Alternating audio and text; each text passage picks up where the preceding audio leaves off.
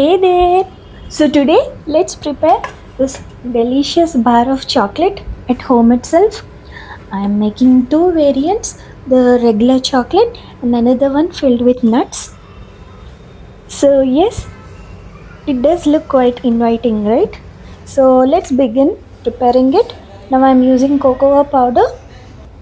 I'll be adding about 6 tablespoons of cocoa powder to the mixie jar, and along with it I'll be adding about 3 tablespoons of sugar too. And then here I'm using edible coconut oil, the one we use for cooking. So the quantity of coconut oil as well as sugar is the same. So once you're done adding,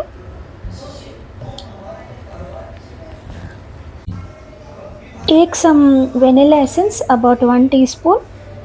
This will give that lovely flavor to our chocolate. And once it is blended, this is how we get our chocolate. Yes, our chocolate is done. All we have to do is just fill it in molds and refrigerate it. That's pretty much it.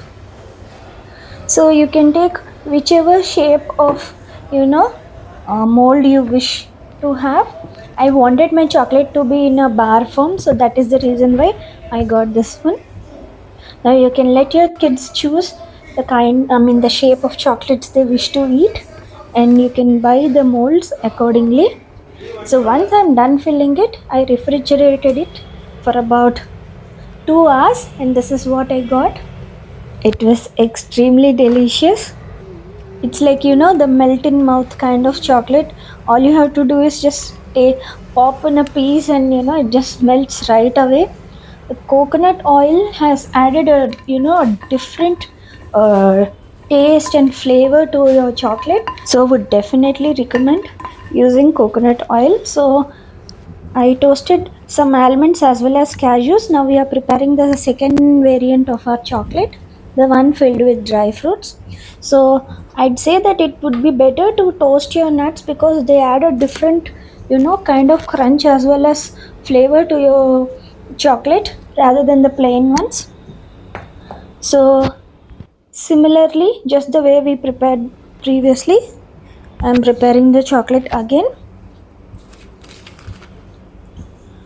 So if you do not have coconut oil, instead you can use butter too, not a problem. And ghee also is fine. You can add ghee too if you do not have butter. Regular cooking butter as well as clarified butter, anything will do. Your chocolate will still taste delicious no matter what you add. So here we are done preparing our chocolate. Now I chopped those toasted nuts into small pieces because when you bite into your chocolate, these small pieces of toasted nuts add that lovely crunch to your chocolate.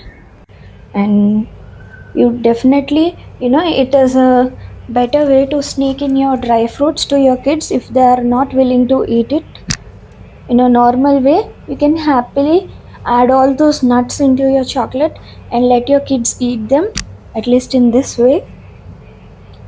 So yes, that's how you fill the mold with chocolate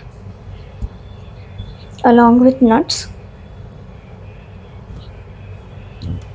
You can add any kind of nuts like pistachios or walnuts or anything, whatever you like. I added cashew and almonds. You can, add any kind of nuts. Just make sure you toast them for a minute or two before adding them to your chocolate mixture.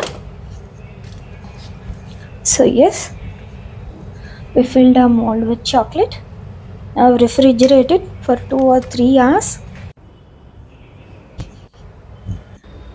So this is what you get, this lovely delicious bar of chocolate. I loved eating both the variants. My kid loved it too. So do give it a try. I'm sure adults as well as children will like them alike. So do give it a try. Preparing chocolate isn't, that hard. as you might think. So, compared to marketed products, it is better to prepare at home because we'll be knowing what we are adding to your chocolate mixture. So, you need not worry about the so called preservatives or any harmful substances that might be present in chocolate. You know what's actually going into it, right? So, do give it a try. Okay, bye.